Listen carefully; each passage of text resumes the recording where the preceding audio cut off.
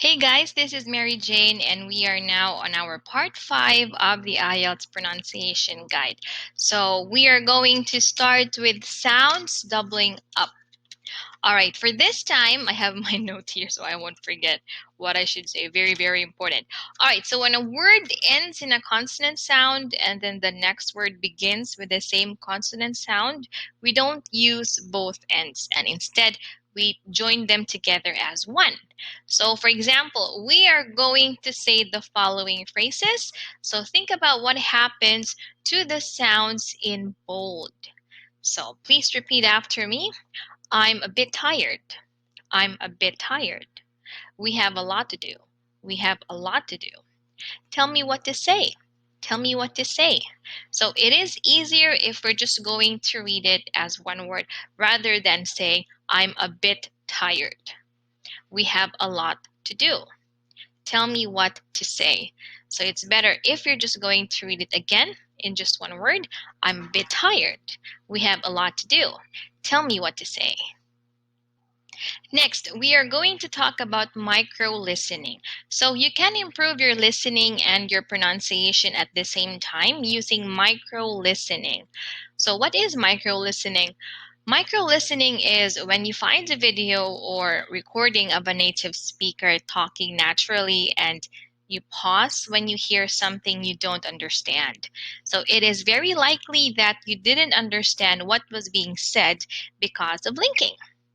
So you then listen to that one sentence again and again many times until you have deconstructed the sentence and have written it out correctly. You can also identify the linking words and then practice the linking by copying what you have heard.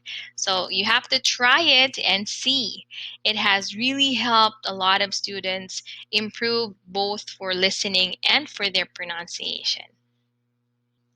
Next, we have intonation. So intonation refers to the natural rising and falling in tone that you normally hear from native speakers or native English speakers.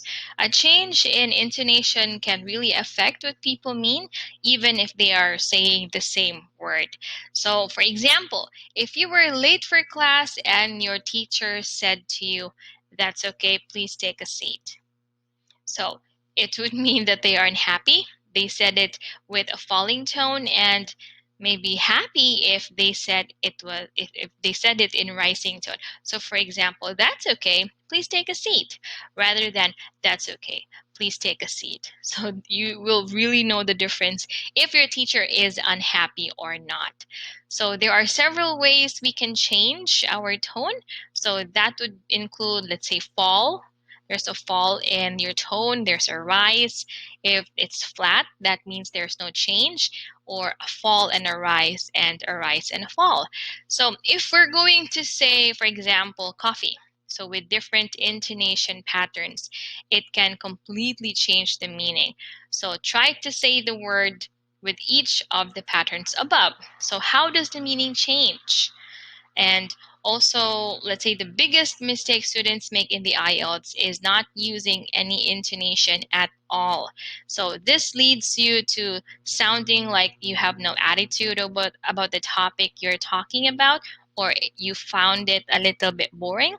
So it is, of course, much better to sound enthusiastic enthusiastic about what we are talking. And we can do this by going up in the middle of a sentence and down towards the end. So up shows that we have positive attitude towards the topic.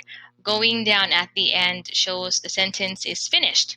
And this is a very general rule. However, there are also many variations. So I guess the best way to improve your pronunciation is to listen to native speakers and just really try to copy their intonation. And you can do this by watching English speaking movies or TVs. There are also podcasts available online.